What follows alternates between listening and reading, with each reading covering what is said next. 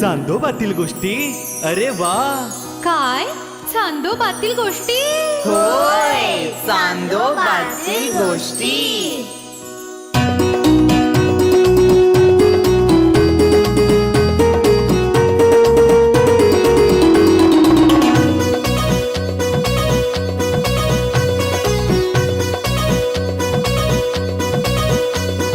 चला चला पाहूया, चला ऐकूया चांदोबातील गोष्टी, चांदोबातील गोष्टी, चांदोबातील गोष्टी. चला चला पाहूया, चला ऐकूया चांदोबातील गोष्टी, चांदोबातील गोष्टी, चांदोबातील गोष्टी.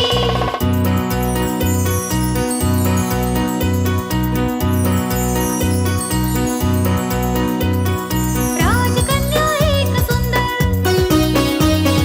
राजकन्या एक सुंदर, दूरदेशी तिचे स्वयंवर.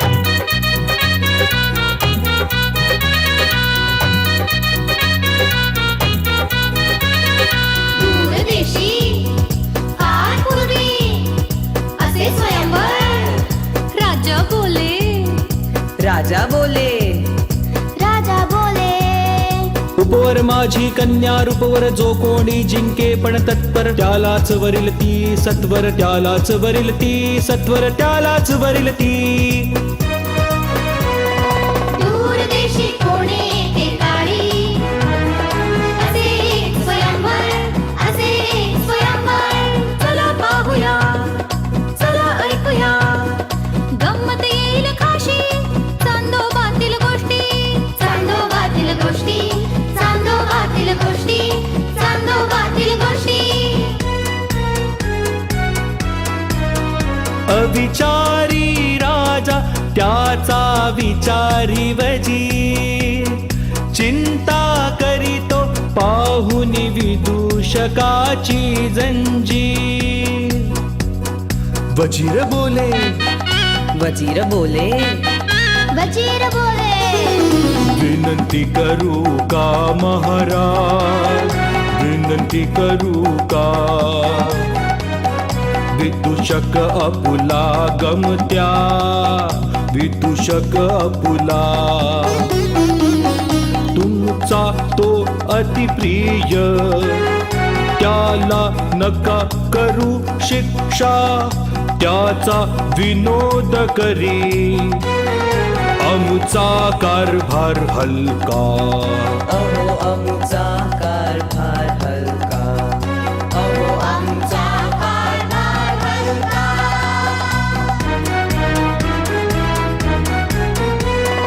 नंतर येती दिलखे चकते विक्रमादित्य वेताळ, भलीपुरी मायावी दुनिया अंधयाळू गोपाळ. कोणी एके काळी फार पूर्वी दूरदेशी या उघडू ही शिदोरी. नवीन पिढीसाठी या दूर दूर देशी. चला पाहूया, चला ऐकूया, चांदोबातील गोष्टी, चांदोबातील गोष्टी, चांदोबातील गोष्टी. नमस्कार, मी सुमेधा कशाळकर.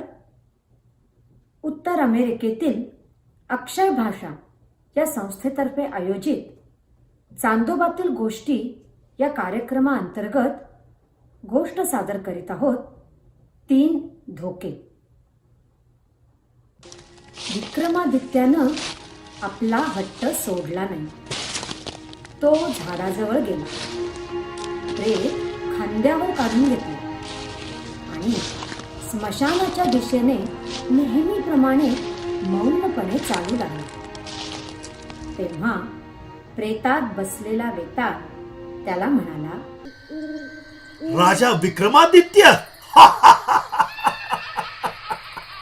राजा, तुझे साहस वाखाणण्यासारखे आहे, परंतु मोठ्यात मोठा साहसी देखील नशिबावर विजय मिळवू शकत नाही.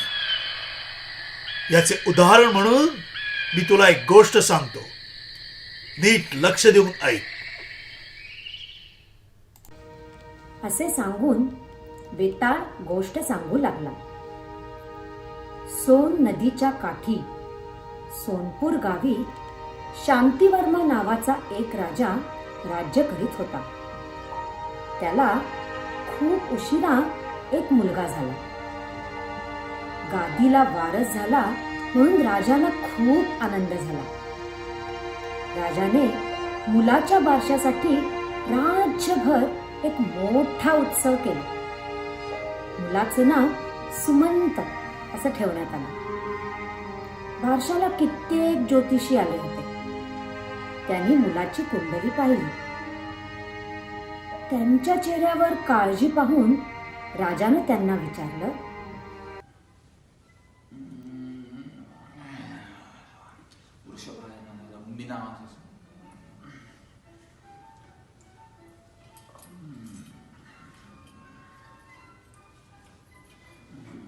पंडितजी, अघटित असे काही घडणार आहे का? तसं असेल तर लवकर सांगा. वेळीच काय तो उपाय करता येईल? महाराज, युवराजांची पत्रिका उत्तम आहे. वाह! पण पण पण धोका संभवतोय. धोका? कसा धोका पंडितजी? धोका हा असा, धोका म्हणजे हा सांगा, कसला धोका? महाराज, युवराजांना सापापासून धोका आहे. एवढंच ना? अहो, आत्ता आज्ञा देतो राज्यातले सगळे साप मारून टाका म्हणून. अहो, तेवढेच कुठे तर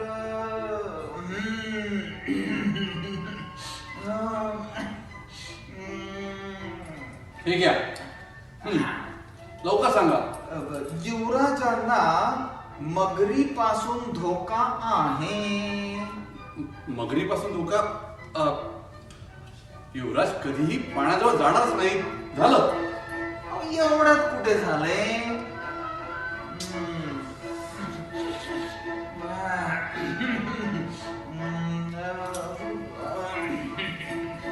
हा घ्या. युवराजांना कुत्र्यापासून धोका आहे. कुत्र्यापासून धोका? छे छे. अहो अहो माझा कुत्रा मोती युवराजांचं नेहमी रक्षणच करेल. स्वाहाय स्वाहाय स्वाहाय स्वाहाय स्वाहाय. ज्योतिषाची वाणी ऐकून राजा शांतिवर्मा घाबरून गेला. कारण त्या काळी राजकुमारांना पोहण्याचं, शिकारीचं असं खास प्रशिक्षण दिलं जायचं. पाण्यात मगरी तर असायच्याच आणि शिकारीला जाताना अनेक कुत्री बरोबर असायची. जंगलामध्ये नाग, साप तर हमखास असायचे. युवराजाला या तिन्ही प्राण्यापासून सर्वदा दूर कसं ठेवायचं ह्याचा विचार आता राजा करू लागला. त्यानं राजधानीच्या मध्यभागी असलेल्या एका टेकडीवर एक मजबूत चिरेबंदी राजवाडा बांधला. त्यात कुठल्याही प्राण्याला प्रवेश मिळणार नाही असा कडक बंदोबस्त ठेवण्यात आला. याशिवाय राजवाड्याच्या प्रवेशद्वारावर सक्त पहारा करण्यात आला. टेकडीच्या चारही बाजूला एक खंदक बांधून टेकडीवर येण्यासाठी एक पूल बांधला गेला. बघता बघता सुमंत 4 वर्षाचा झाला. एके दिवशी गच्चीत उभं राहून बाहेरची गंमत बघत असताना त्याला दूर खंदकाबाहेर एक कुत्र्याचं पिल्लू दिसलं. त्याला ते प्रचंड आवडलं. त्यानं नोकराला विचारलं, तो उड्या मारणारा छोटासा गोंडस प्राणी, तो मला हवाय. जा, त्याला घेऊन ये. नोकर लगेच राजाकडे गेला आणि त्यानं युवराजाची इच्छा त्याला सांगितली आणि आपण काय करावं हे विचारलं. राजा म्हणाला, करायचे काय, आणून देते पिल्लू त्याला. नोकराला आश्चर्य वाटलं, पण त्यानं राजाच्या आज्ञेप्रमाणे ते कुत्र्याचे पिल्लू युवराजाला आणून दिलं. सुमंत त्याच्याबरोबर खेळू लागला आणि तहान भूक सर्व विसरून गेला. अशीच काही वर्ष लोटली. सुमंत आता मोठा झाला होता. त्याला कित्येक गोष्टी कळू लागल्या होत्या. एके दिवशी त्यानं आपल्या वडिलांकडे निरोप पाठवला. पूज्य पिताश्री, आदरपूर्वक प्रणाम. या महालात मला एकट्याने राहण्याचा कंटाळा आला आहे. मला अजिबात करमत नाही. बाहेर गेलो तर माझ्या जीवाला धोका आहे हे कळते, पण असल्या जगण्यापेक्षा मरण आलेलं परवडले. म्हणून मला एक घोडा व काही शस्त्रास्त्र द्यावीत. मी आपल्या पुत्राबरोबर देशाटनास जावे म्हणतो. तुमचा पुत्र सुमंत.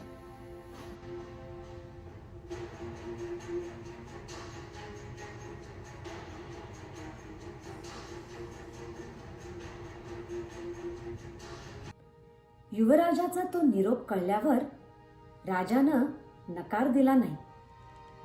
त्याला खंदकाबाहेर पोचवण्यासाठी एक नाव पाठवलं. खंदकापलीकडे त्याच्यासाठी एक घोडा तयार करून ठेवला होता, ज्याच्यावर बसून युवराज जग बघायला निघाला. त्याचा कुत्रा देखील मागून धावत त्याला साथ देत होता. कित्येक दिवस प्रवास केल्यावर युवराज एका विक्षिप्त राजाच्या राजधानीत येऊन पोचला. या राजाचं नाव होतं चंद्रसेन आणि त्याच्या एकुलत्या एक मुलीचं नाव होतं सीमंतिनी. तिच्या रूप लावण्याचं वर्णन ऐकून दूर दूरच्या राजकुमारांनी तिला मागण्या घातल्या होत्या. एका महालासमोर तरुणाची गर्दी दिसली म्हणून सुमंत उतरला. सीमंतिनीशी विवाहाची इच्छा असलेले सर्व राजकुमार त्या गावात आले होते. त्या सर्वांच्या राहण्याची व्यवस्था एकाच राजमहालात केली गेली होती. त्या महालासमोर सुमंतला घोड्यावरून उतरताना पाहून तो सुद्धा सीमंतिनीशी विवाह करण्याच्या इच्छेनेच आला आहे असे त्या सर्वांना वाटले. महोदय, आपण कोण, कुठले? मी एक प्रवासी आहे. माझे वडील शेजारच्या राज्यात सैसाचं काम करतात. माझी आई माझ्या लहानपणीच वाढली. माझ्या वडिलांनी दुसरं लग्न केलं. माझ्या सावत्राईने माझा फार जाच केला. त्यामुळे मी घर सोडून भटकतो आहे. इथे कसली सभा भरली आहे का? सभा नव्हे, आम्ही वेगवेगळ्या देशातले राजपुत्र. राजा चंद्रसेन यांची सुस्वरूप कन्या सीमंतिनी हिचा हात लग्नात मिळवण्यासाठी आलेला. राजा चंद्रसेन हे विक्षिप्त म्हणून प्रसिद्ध आहे. त्यांनी एक विचित्र अट घातली. ती समोर भिंत दिसतीये काळ्या दगडांची, 70 फूट उंच भिंत आहे ती चढून जो कोणी सीमंतिनीच्या महालात प्रवेश करेल तिचा विवाह त्याच्याशी होईल. मग आतापर्यंत तुम्हाला कोणास यश प्राप्त झाले आहे का? छे, आम्ही सगळे हताश झालो. उद्या परत जाऊ घरी. हे आव्हान मी घेतलेच पाहिजे. माझे मन मला सांगते आहे मी यात नक्की यशस्वी होईल. पण डोळसपणे या आव्हानाचा अभ्यास करायला हवा. सुमंतनं स्वतःच्या भाग्याची परीक्षा करून पाहण्याचं ठरवलं. त्यानं सर्वप्रथम परिस्थितीचा आढावा घेतला. ज्या महालात राजकन्या सीमंतिनी होती त्या संपूर्ण परिसराचा अभ्यास केला. इतर राजकुमारांनी काय काय चुका केल्या हे सुद्धा जाणून घेतलं. मग त्यानं छिन्नी हातोडा घेऊन कुणाचंही लक्ष नसताना पाय ठेवायला छोट्या छोट्या खाचा निर्माण केल्या. आणि ते करताना त्याच्या असं लक्षात आलं की एका विशिष्ट बाजूला दगड नसून फक्त विटा आहे. तो मनात म्हणाला, दगडापेक्षा वीट मऊ, चढायला सोपी. त्यानं संपूर्ण विचार करून भिंतीवर चढायला सुरुवात केली. आणि पाहता पाहता तो सीमंतिनीच्या महालात पोचला देखील. ते बघून पराभूत राजकुमार बावचळून गेले. त्यानं एकाला तातडीनं चंद्रसेन राजाकडं म्हणजे सीमंतिनीच्या वडिलांकडे पाठवलं.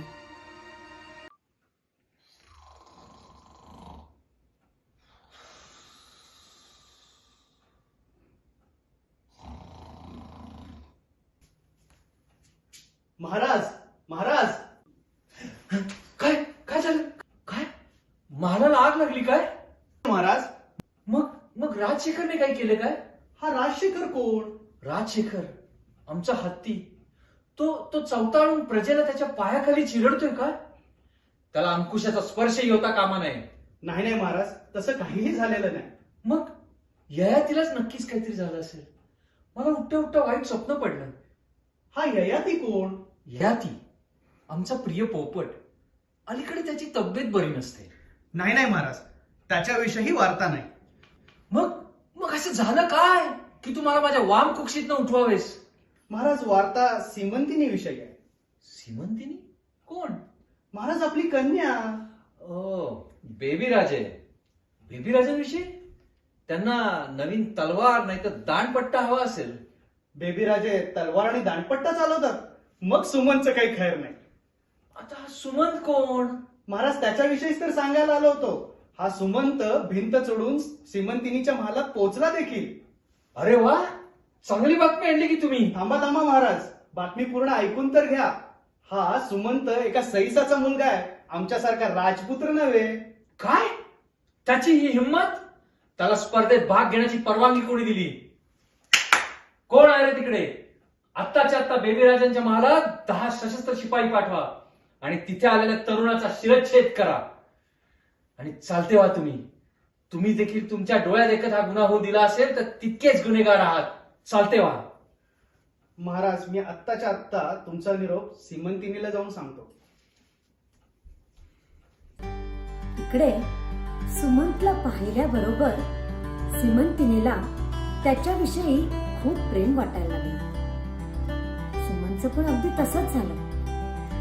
दोघही एकमेकांशी खूप दिवसांची ओळख असल्यासारखे बोलू लागले आणि दोघही वचनबद्ध झाले. इतक्यात तो कळलाव्या राजपुत्र तिथे राजाच्या शिपायांबरोबर गुप्तमार्गाने पोहोचला. त्याला सीमंतिनी सुमंताबरोबर गुलुगुलू गप्पा मारते आहे हे पाहून प्रचंड संताप आला. सीमंतिनी, तू एका सईसाच्या मुलाला वरलेस, माझ्यासारख्या राजपुत्राला नव्हे. पण तो एकटाच वर येऊ शकला म्हणून मी त्याला वरले. बेबी राजे, ही थट्टेची बाब नव्हे. एकापेक्षा एक श्रीमंत, देखणे, विद्वान राजपुत्र तुमच्याशी विवाह करण्यास तयार असताना तुम्ही एका सामान्य इस्माशी गाठ बांधावी? ते मला समजतं, पण एकला नयनाला, एकला नयनाला, एकला नयनाला विषय तो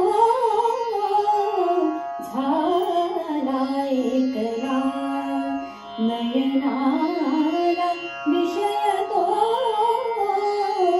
झाला. एकला एकला एकला राजपुत्र ते आले गेले, राजपुत्र ते आले गेले, राजपुत्र ते आले गेले.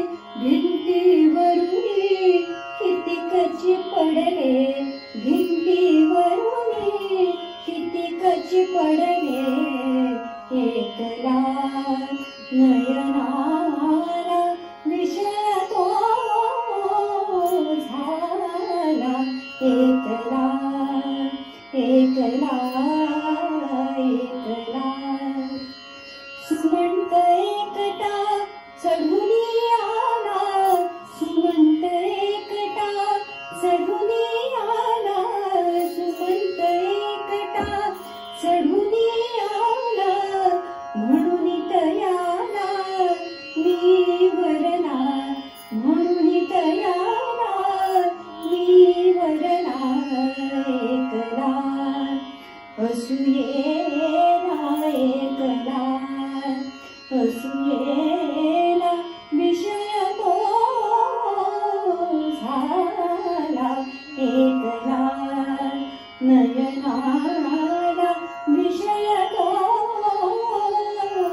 झाला. एकला एकला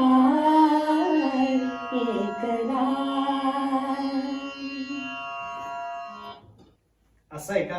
मग भोग जा आपल्या कर्माचे फळ. देवी राजे, आपल्या प्रिय पिताश्रींनी 10 शिपाई पाठवलेत तुमच्या नयनाच्या विषयाचा शिरच्छेद करायला. अगो बाई, खरंच की काय? पिताश्री, तुम्ही स्वतःचे शब्द विसरला? तुम्हीच ठेवली होती ना ही स्पर्धा. मग जिंकलाय की सुमंत आता ही स्पर्धा? अन्याय करताय का तुम्ही? शिपायांनो, थांबा. सुमंतच्या केसाला धक्का जरी लागला तर आता या खिडकीतून उडी मारून जीव देईन मी. परत जा आणि माझ्या वडिलांना सांगा, सीमंतीनी लग्न करेल तर फक्त सुमंतशी. शिपाई हा निरोप घेऊन परत गेले. आश्चर्य म्हणजे राजा चंद्रसेन जराही रागावला नाही. त्यानं सीमंतिनीचं लग्न अगदी थाटामाटात सुमनशी करून दिलं. त्यानंतर सुमंतनं त्याची दोन्ही गुपितं सीमंतिनीला सांगितली. पहिलं म्हणजे आपण सोनपूरचे राजकुमार आहोत हे, आणि दुसरं म्हणजे आपल्याला मगर, साप आणि कुत्रा ह्याच्यापासून धोका आहे हे. सीमंतिनी हुशार आणि शूर होती. तिनं सुमंतसाठी एक अंगरक्षक नेमला आणि सुमंतला एक तलवार दिली. लग्न झाल्यावर लवकरच सुमंतला स्वतःच्या राज्यात जावंसं वाटू लागलं. राजा चंद्रसेनाने बराचसा लवाजमा, शिधा सामग्री त्या दोघांबरोबर दिली आणि त्यांचा प्रवास सुरू झाला. वाटेत एका नदीपाशी मुक्काम होता.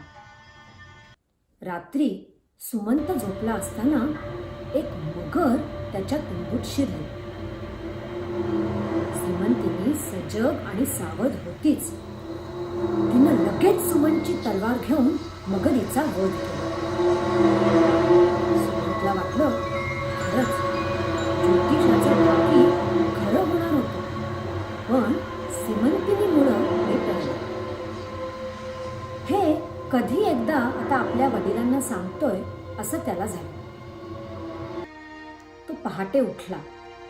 अंधारातच त्यानं प्रवासाचे कपडे चढवले. सीमंतिनी झोपलीये असं त्याला वाटलं. तिला न उठवता तो जाऊ लागला. घोड्याचा चाबूक उचलायला जाणार इतक्यात सीमंतिनीने त्या चाबकाचे विजेच्या चपळाईने तुकडे तुकडे केले. कारण तो चाबूक नसून साप होता. सुमंतला तर क्षणभर काय झालं हेच कळलं नाही. भानावर आला तेव्हा परत त्याला एकदा प्रत्यय आला की सीमंतिनी हाच आपल्या धोक्यावरचा उपाय आहे आणि त्याला सीमंतिनीविषयी फार कृतज्ञता वाटली. त्यानं तसं बोलून पण दाखवलं. पण सीमंतिनी नम्रपणे म्हणली की तिच्या पतीचं प्राण वाचवणं हे तिचं कर्तव्यच आहे. आणि मग तिनं मागणी केली की यापुढे सुमंत कधीही एकटा तिला सोडून जाणार नाही. नंतर ते सुखरूप सोनपूरला पोचले. राजा शांतिवर्म्याला त्या दोघांना पाहून अतिशय आनंद झाला. पूर्ण राज्यात रोषणाई केली गेली. पंचपक्वान्नाचे जेवण दिले गेले. मंगल संगीत जागोजागी वाजवले गेले. दुसऱ्या दिवशी सुमंत तो ज्या महालात लहानाचा मोठा झाला तो महाल आणि त्याच्या भोवतीचा खंदक सीमंतिनीला दाखवायला घेऊन गेला. खंदकाच्या भोवती आता बरीच झाडं झुडपं वाढली होती. तिथं त्याचा कुत्रा फुलपाखराच्या मागं लागून खंदकात पडला. त्याला वाचवायला सुमंत त्याच्या मागं गेला आणि तो सुद्धा खंदकात पडला. तो गेल्यानंतर त्या महालाची आणि परिसराची काहीच निगराणी न झाल्यामुळे तिथे प्रचंड दलदल साचली होती. त्यातून सुमंतना काही बाहेर निघता येईल. हे चाणाक्ष सीमंतिनीच्या लगेच लक्षात आलं. तिनं आपली शाल काढून एक टोक सुमनकडे फेकलं आणि सर्व शक्तीनिशी त्याला वर उडलं.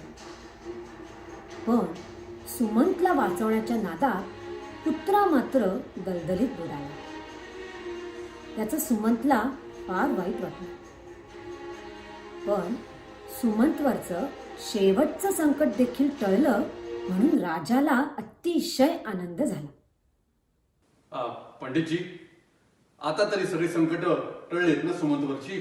होय, आता सुमंतला कधीही कोणापासूनही धोका नाही. वा.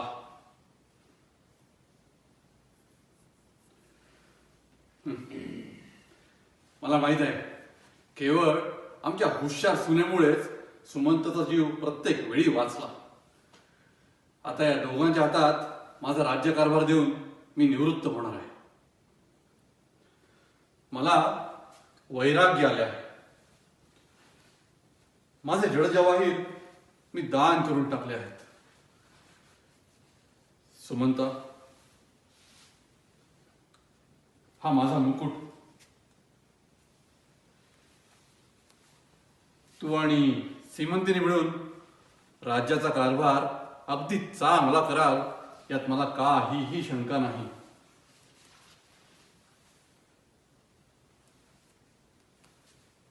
शुभम भवतु.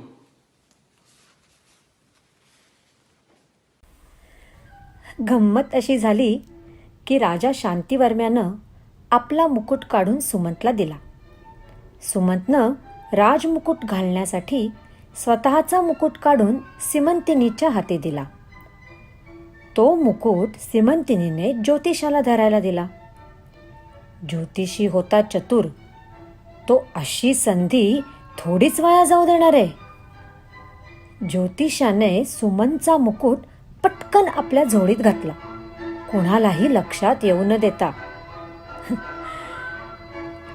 राजा शांतिवर्म्याच्या म्हणजे त्याच्या वडिलांच्या इच्छेला मान देऊन सुमंतने राजमुकुटाचा स्वीकार केला, म्हणजेच राज्याच्या जबाबदारीचा स्वीकार केला. नंतर त्याचा राज्याभिषेक झाला आणि सोनपूर नगरीतले लोक सुमंत आणि सीमंतिनी यांच्या अधिपत्याखाली सुखाने राहू लागले. राजा, आपल्या मुलाला वाचवण्यासाठी शांतिवर्मानं एवढी मोठी तयारी केली होती. मग त्याने मुलाला कुत्र्याचं पिल्लू का बरं दिलं? नंतर शांतिवर्माने त्याला देशाटनासाठी का बरं जाऊ दिलं? आणि सुमंतने आपली खरी ओळख सीमंतिनीला व राजा चंद्रसेनाला आधी का बरं दिली नाही? या प्रश्नांची उत्तरं माहिती असूनही तू दिली नाहीस तर त्याचा परिणाम तुला माहितीच आहे. तुझ्या डोक्याची 100 शकलं होऊन तुझ्याच पायावर लोळू लागतील.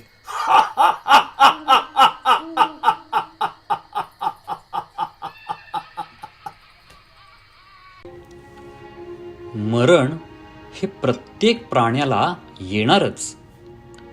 तो निसर्ग नियम आहे. आयुष्यात मनुष्यावर निरनिराळे प्रसंग येतात आणि तो त्यातून वाचण्याचा प्रयत्न करतो.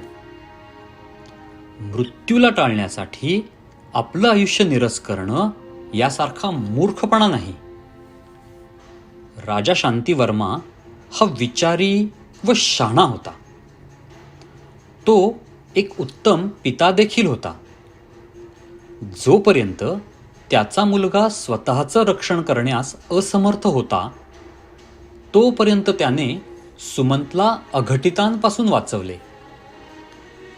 त्याच त्या कृत्रिम वातावरणात राहून सुमनचं रूपांतर एका खुरटलेल्या व्यक्तीत झालं असतं आणि त्याच्या जगण्यात आनंद उरला नसता. म्हणून त्याने बालपणी सुमंतला कुत्र्याचं पिल्लू आणून दिलं आणि मग तारुण्यात आल्यावर देशाटनाची परवानगीही दिली. सुमंतला प्रत्येक धोक्यातून वाचवण्याचं श्रेय मात्र सीमंतिनीलाच आहे. तिचा तो सावधपणा, चपळाई, तलवार चालवण्याचं कौशल्य हे सर्व काही एखाद्या सैनिकालाही लाजवणारे आहे. आता राहिला शेवटचा प्रश्न.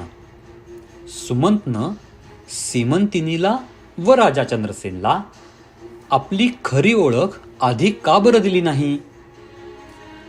कारण तसे झाले असते तर राजाने रीतिरिवाजाप्रमाणे सुमनची पत्रिका ज्योतिषांना दाखवली असती आणि त्याच्यावरचे प्राणघातक धोके पाहून कदाचित त्याचं लग्न झालंही नसतं. अशा तऱ्हेने राजाचे मौन भंग होताच वेताळ प्रेताबरोबर नाहीसा झाला आणि झाडाला जाऊन परत लोंबकळू लागला.